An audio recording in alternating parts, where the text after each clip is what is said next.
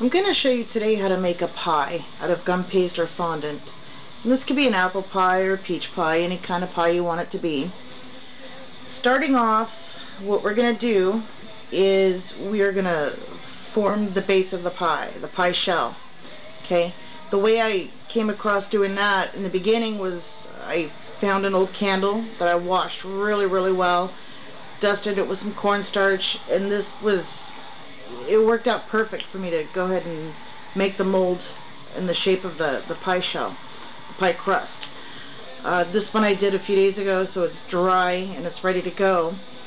You could do that, or I found at the fast food restaurants, or if you want to buy them, you can, probably at Smart & Final, are these little cups that you'd probably put ketchup in. And over here, I have one drying on that, which is a little bit bigger than the other one, but that's okay. It still held the shape of the pie that I was looking for, and it worked out well. So I'm going to let that one dry, and we're going to start with this one, okay? But let me show you how I got to this point. I took a ball of fondant, or gum paste. I would definitely use gum paste for this, because you do want it to dry really, really hard.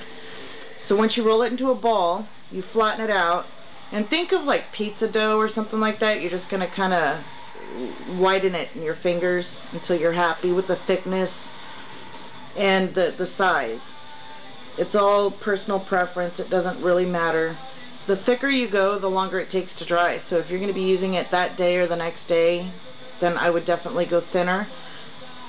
But if it's going to be something that you're going to use in a little while, a couple weeks, whatever, it doesn't matter.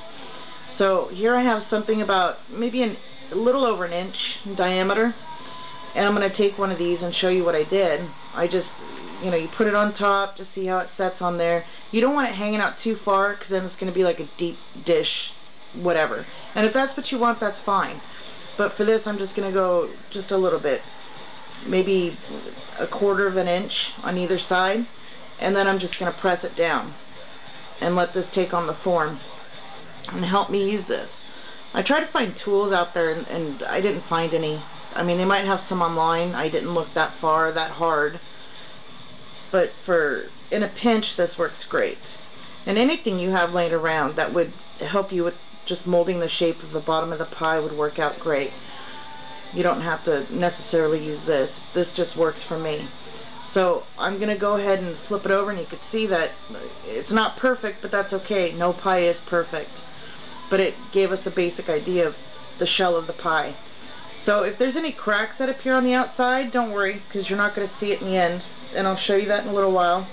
So I'm going to put this one off to dry, off to the side, and we're going to start with the one that I had drying, and it's pretty, you can hear it, it's hard, okay?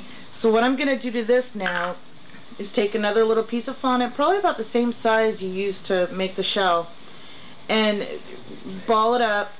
This is what I found to work the easiest, okay? Then you roll it kind of in a cylinder shape. And you're going for like the size or the shape of a marshmallow. Something like this to start off with, okay? Then you take it and you put it down on your surface, and you pull the ends down, okay? You flatten them out all the way around. So it's going to look weird. It's going to look like a reverse, like a doorknob or a door pull when you're done. You want this part here to fit on the inside of this here, like this. And then what you're going to do is flatten it out a little bit, because you want that, the pile on the pie, but you don't want it too pointy or too tall, because then it's going to look weird. So you just do it like this, and however it comes out looking, there's a big crack in it, and there's a crack on the side, and it's weird. No one's going to see this part, so don't worry about it. Don't get too fussy with it. And you just put it in there and see if you're happy with the way it looks and the height of it. And once you're good to go, take a little bit of gum glue, which I have over here. I don't know if you can see it. I'll put it here. And just a little bit on the bottom, maybe a little on the side. Doesn't really matter, but not too much, because you don't want it to swim around. Then you take the thing you just made, the middle of the pie, and you just pop it in there, okay? And at this time you can go ahead and give it its shaping. You shape it a little bit better, okay? So now we got that part done. So what I did is I went ahead and using this extruder, I hate this thing because it's metal, so it's cold. What I found that works easiest is to use this well is to put some Crisco in your gum paste and really get it mushy. And also, if you have a heating pad handy, stick this in your heating pad on high heat. I put it together just like this, top off, and I let this get really nice and warm.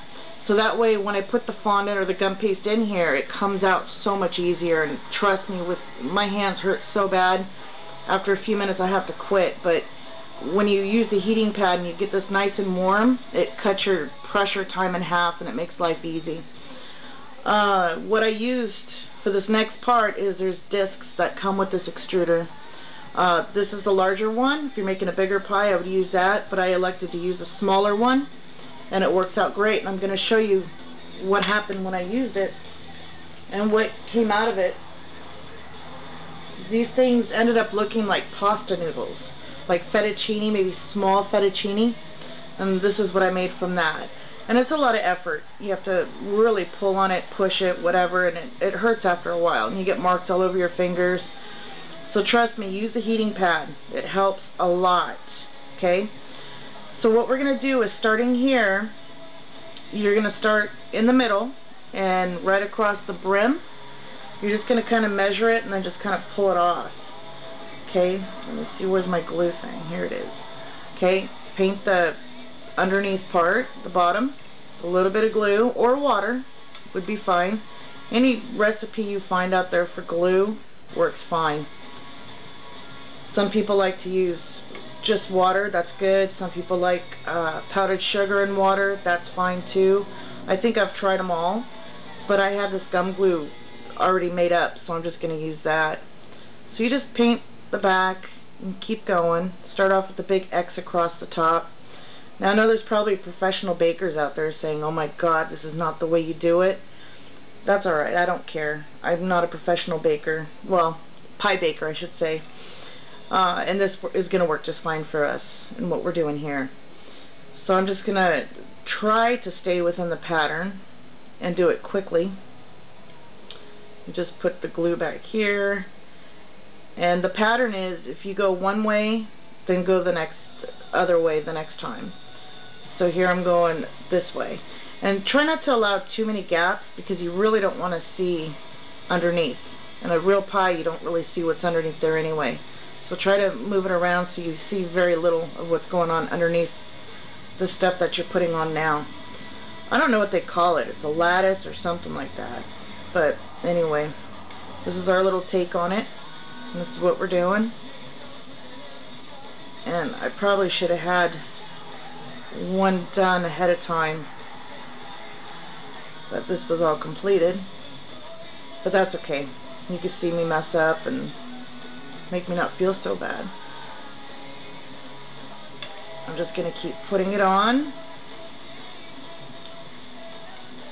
And again, don't use too much of this glue because you're going to end up with a huge mess on your hands afterwards if you do. And then what happens if you put the glue on the top side of it, it's going to end up getting really, really shiny. And you don't want shiny spots on this stuff. So I'm trying to do this quickly and efficiently so you can get the idea of what's going on. I'm going to put a little glue here because now we're getting to the smaller parts. I'm not going to need so much. Let me just fold that part over.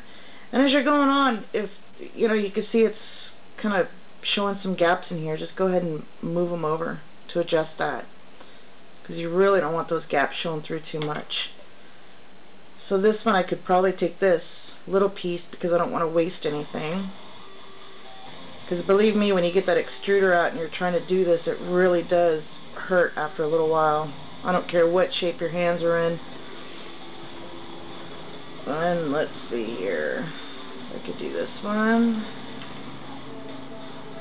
Okay, and you could do as many of these as you want until you're happy with the way it looks. There's no right number, I guess, until you just pretty much have it all covered. I think you're good. I'll take another one over here, kind of eyeball it, measure. Let's put some glue on this, and let's try to make this the last one we're going to put on here for now. Okay, so now we have